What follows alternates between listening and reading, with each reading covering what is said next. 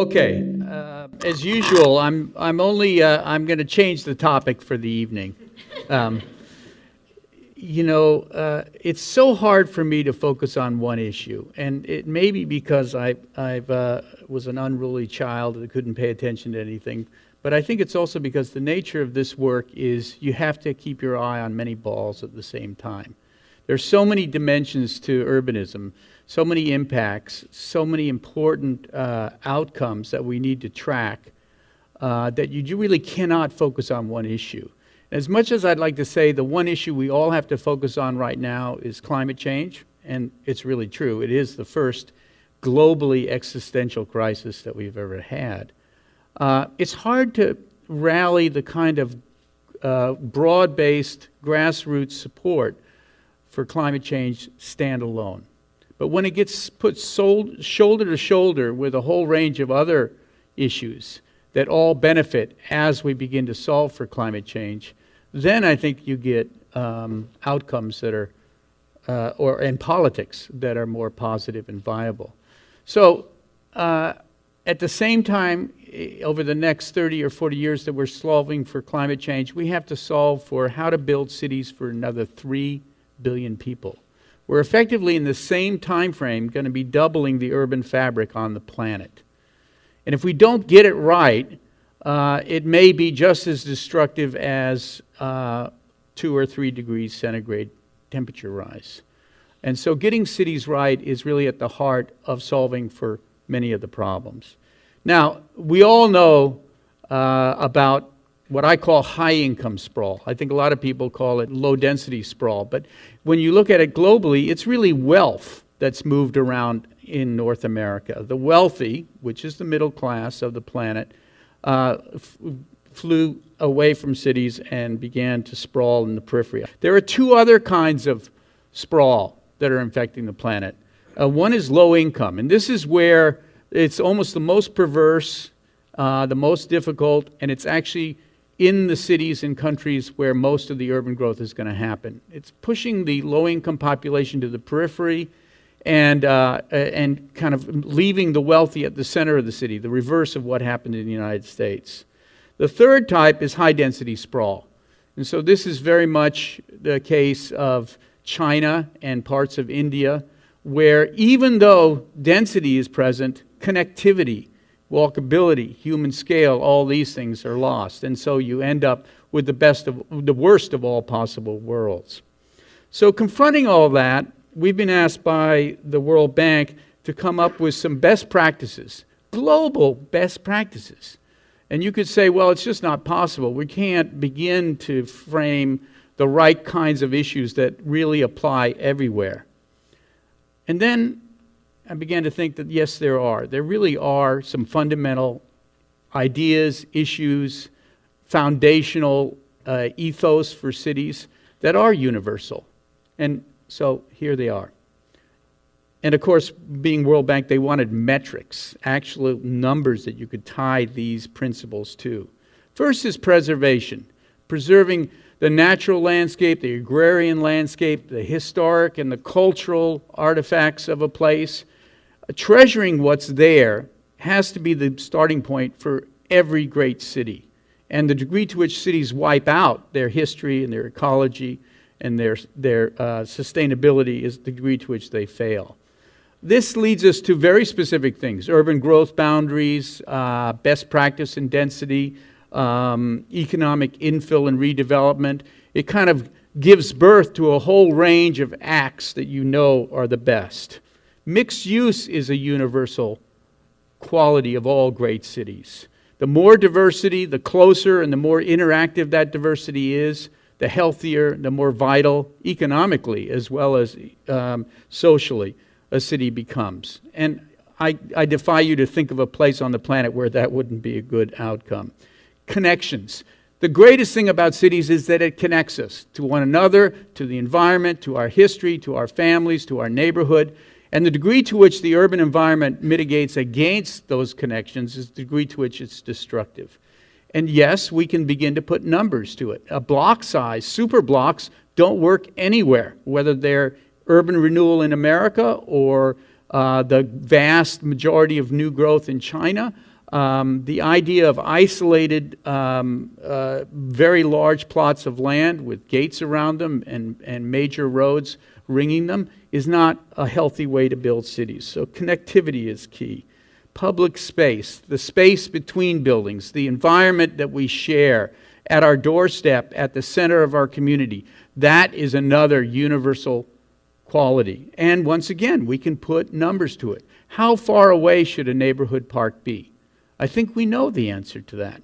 And we can set best practice numbers. And you know, if the World Bank, if various countries adopt these fundamental principles with fundamental metrics as guidelines, as posts, destinations and goals, I think we end up with better cities. And being able to articulate it clearly and actually measure it is a big step forward, I hope. Walk, bike. There's no great city that isn't walkable or bikeable. And that really comes down to, well, how much space on the street are we going to give to bikers and walkers? How do we distribute the public domain? The geography of equity in mobility. Transit is essential. There's no place on the planet where transit is not at the heart of building a viable city. And then organizing the primary destinations of the city around that transit instead of around freeways. That's all stuff that we could have a debate. I mean, let's wait till the question and answer period and you guys can try and shoot some holes in these because quite frankly, it's not published yet. And if I have a weakness, I'd like to know about it. I'm not going to talk about all three types of sprawl, but I'm going to quickly zoom through two of them. High density sprawl in China, because I've been doing a lot of work there, and of course here, North America. In China, this landscape is kind of horrific. It's a placeless environment without human scale, without focus, without crossroads that are meaningful for people. But it's an environment that was built to bring people out of poverty. And I have to stop and check myself in being critical here. 800 million people were brought out of rural poverty into cities where they had services and economic opportunity and have been transformed. It's the single largest success story in eradicating poverty in the history of mankind. And yes, they built horrible cities to bring that about. And so now they're beginning to shift their thinking towards quality over speed and quantity. But for 20 years, 30 years, it was all about speed and quantity, and it worked. So we have to keep that in mind. Of course, the fallout is cities that don't function anymore. Congestion, loss of alternative routes, no pedestrian world, and most heartbreaking, the loss of the community centers, the natural fabric that would hold neighborhoods together, the wet and dry market, the auto-free streets that were where community came together. At these densities, they were wonderful, and now they're replaced by this. This is on the interior of a superblock where there's 5,000 units of housing in a 400 meter by 400 meter, that's a quarter mile by quarter mile block, and the ground looks like this. There's no sidewalk, there's no shops, there's no place that invites human interaction on any level. So what we set out to do was prove if you took those 8 principles and applied it to this landscape, you could get to this landscape. And those 2 pictures actually have the exact same quantity of buildings and roads. They're just reorganized. And the reorganization, of course, can really have a positive impact. So let me show you how this all plays out in the real world on the ground. Chongqing is a city of 30 million people. This is almost the size of Canada, a little smaller than California. We're talking large-scale moves, shifts when China changes its attitude.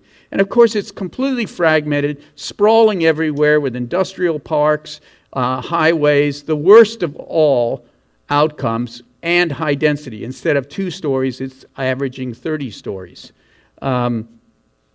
And we were asked, well, what could you do there? Show us how the transformation would come about. And so they gave us a small study area. This area north of the historic downtown is designed for 4 million people. Small undertaking. the first thing we did was we said, start with nature, start with topography, start with ecology, understand the place on that level. And that was a new idea. That's part of that preservation strategy. And we masked off all the ridges and riparian corridors and riverbanks that were key to the ecology and identity of the place. Then, of course, we have to understand that's the existing developed footprint. These are the highways that are going to be necessary for 4 million people. There's going to be more than just what's in this map, which is one of the world's most robust metro systems.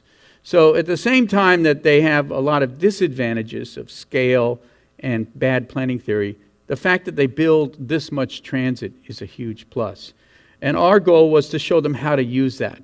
Each one of those circles is a 500-meter walking radius.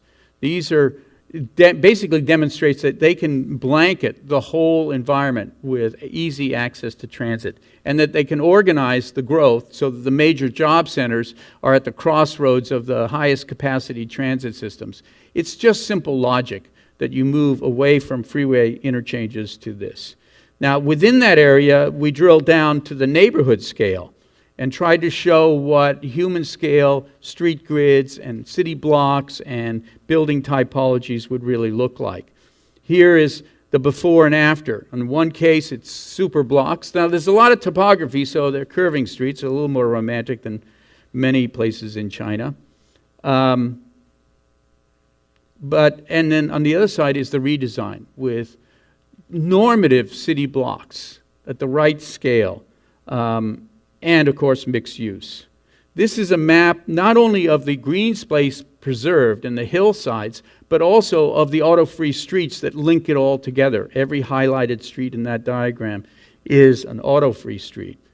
The idea in a country where only 30% of the population owns a car, that 100% of the street space would be given over to cars is patently absurd when you think about it. The 70% deserve their own space, whether they're on foot or on bike or in transit. And having some equity, and this is a global situation. There are very few places on the planet with the auto ownership levels that we have. So we ought to design streets for the way people use them, not for the car. And of course, you get these wonderful environments that mix transit and bikes and pedestrians and shops and housing.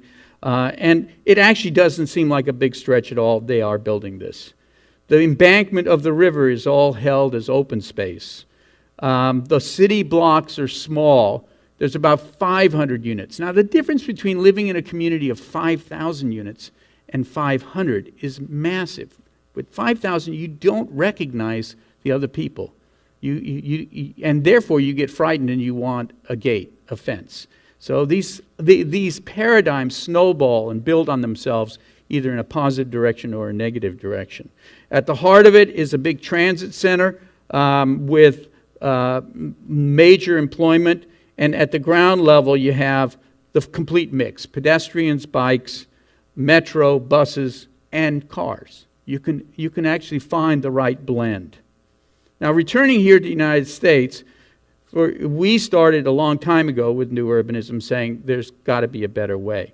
The question is, when you take that better way to a large scale, what really happens? And I'll try to describe that. Here's business as usual LA in 2050.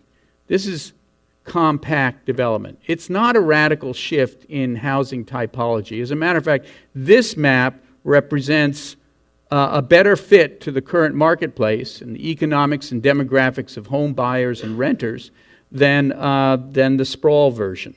So I think we're now got a lot of traction with the notion, even among the development community, that just more subdivisions at the periphery are never going to work. As a matter of fact, LA has voted in $400 billion of transit bond initiatives. And their current regional transportation plan has $0 for new freeways. It's all going into transit and repairs and enhancement. But at the heart of this, and this is something Ellen has written about so long ago and fingered it as the great resource, is the Strip. And of course, Sunset Strip, I mean, there's iconic ideas embedded in this. But these ribbons of asphalt and parking lots and single-story commercial are a resource for all the infill and all the transit we need. An early idea was, let's just take and put light rail and then build mixed use around it. And this is now happening organically everywhere. But it can be enticed and expanded. I took a more recent, using urban footprint, we decided to take on the housing crisis in the Bay Area, which is mostly about Silicon Valley.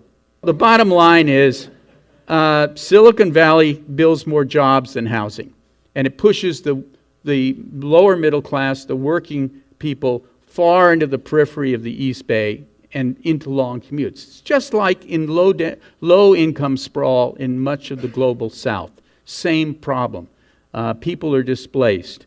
How can it be solved? We looked at this one historic strip, El Camino, where the Spanish came up, and wondered how many housing units we could fit on that. We used urban footprint. We looked at first at flood zone, and we looked at fire zone, and lo and behold, the Spanish were really smart. That route just fits right in between the two areas of danger. But through the heart of one of the wealthiest places on the planet runs this garbage. And given Amazon, no longer viable at all. So the computer quickly gives us the answer. Here are all the commercial projects, not stepping on any residential land at all, apartments or single family, just low density commercial. And since I have to be quick here, the answer is 250,000 households on 43 miles, one strip. Now, San Francisco is only 300,000 households. So this is a big dent in the fundamental problem. When you get the supply of housing higher, then the affordability issues start to go away. So then the question becomes, okay, if you add 250,000, if you spread San Francisco along El Camino, how are you going to move the people? And of course, everybody says, well, now it's all up to autonomous vehicles. Now, I'm not going to spend a lot of time here because I'm already out of time. But the bottom line is that autonomous vehicles will cause more congestion and more vehicle miles traveled than even staying on our present course with private vehicles. The answer, of course, is bus rapid transit. That's what's at hand. That's what's affordable. In China today, they've got autonomous buses. And I do believe that autonomous transit will be the next generation of transit. It will make it so affordable and so fast that it really can become ubiquitous. The problem with transit in America is we don't have enough of it. And we can't afford enough of it. At 25 to 50 million a mile for light rail, we're just not going to get there. So we need a whole new approach. Small vehicles. If you take El Camino, and there it is in all its beauty, you can't even tell whether it's a parking structure or an office building. This is the kind of environment that we're dealing with. It's 120 feet, and it's not atypical. It turns out 120 feet will get you protected transit lanes, protected bike lanes, and healthy sidewalks, and 6 lanes of traffic if you want it. So there's actually, the environment is so sloppy that we have the advantage of being able to retrofit transit as well as retrofit housing. And if we put autonomous buses, or even better, if we put autonomous vans that go direct to destination and are clearly faster, then, of course, all the numbers get better. I'm not going to go into it. It's faster, it's cheaper than light rail or BRT. So there's 43 miles in the Bay Area. What if we found all the other similar arterials?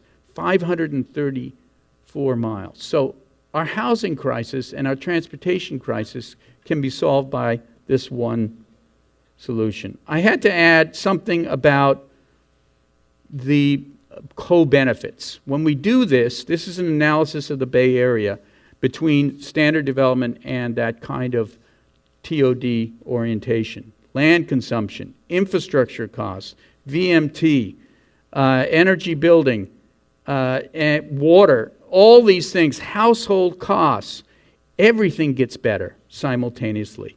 Carbon emissions, which is what I'm supposed to be talking about, I think, is climate change. But here's the diagram. Urbanism, cities connect all the dots. All those factors are interactive and they're driven by good urbanism. As Churchill said about architecture, we shape it and thereafter it shapes us. It's even more so with cities. We shape it and then we put our value system and our ethics into concrete, into asphalt, and it becomes stuck in a way that's hard to change, and it then defines our life, the way we see ourselves living. And with that, I will stop because I'm now at 3 minutes and 37 seconds.